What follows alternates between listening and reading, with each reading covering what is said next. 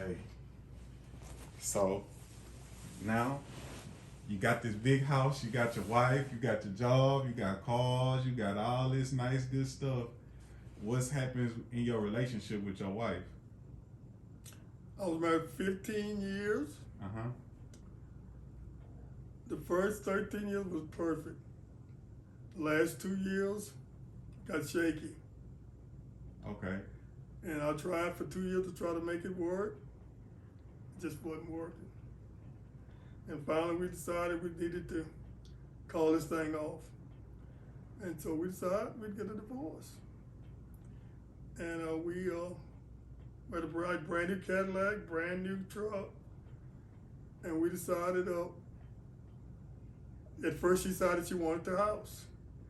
And then we talked about it, and then she decided she didn't want to live by my grandparents. She'd rather to let me have the house. So I told her I would buy out of the house. So we got lawyers, and the lawyer told us, y'all can fight this all you want, and it's waste money. See, but guess what? 50% is hers, 50% is yours. It hurt, but guess what? I decided to do the right thing. I gave her the pickup truck because she was into country western. She had bought her country western boyfriend, and so that's what she wanted, the pickup truck, so she could help pull this trailer. So I gave her the brand new pickup truck. I kept the new Cadillac. I kept the house. I paid her. I had the house appraised. I gave her 50% out of the house. I gave her half of my retirement at the time for the 15 years. And matter of fact, I made payments. on the house because I paid her down payment on the house. I paid her for 10 years, $500 a month. $500 a month. Mm-hmm. So do that, like, when you look back on your first marriage, do you think it was something that you could have done differently? I probably could have did something different. First place, I should have made her get a job. She was a housewife. Oh, okay. She was a housewife and she had too much out time. And but like I said, 13 years was great. Every penny I sent her back from Vietnam was saved. 13 years was great. In the last 2 years, she just decided to do her thing. Yeah, I was. And you can't raise grown people. No, you can't do You that. gotta lease them and let them go.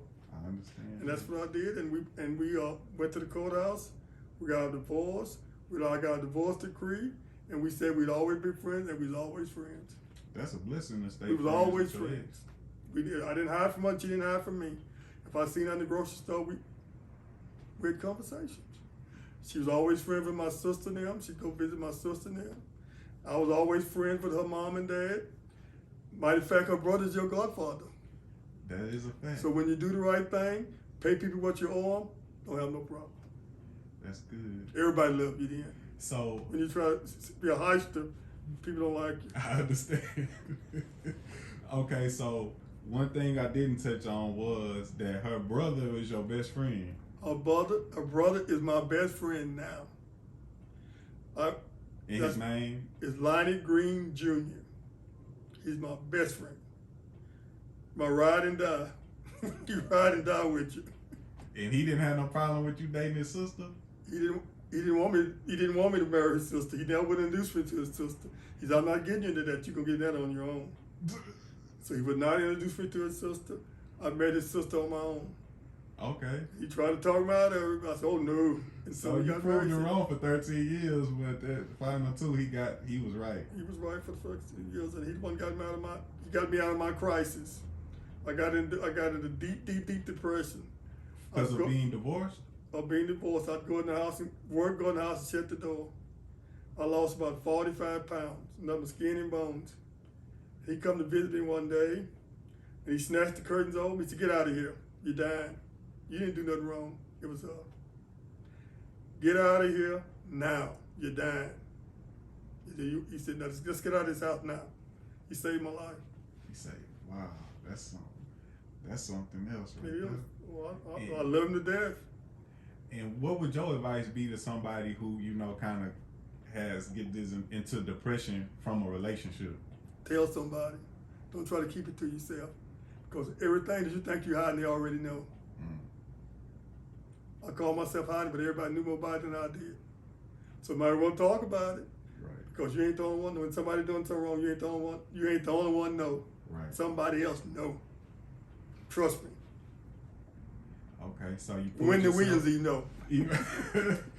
Wendy Williams, she trifling to me. Well, anyway, we got a lot of Wendy Williams in I know. Coolville. I probably wasn't supposed to say that, but okay.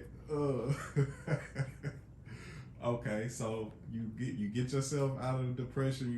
You getting back. What do you do to pick yourself back up? You know, We start going out to nightclubs and partying and doing all the necessary stuff you ain't supposed to do. Smoking weed, drinking whiskey, drinking beer.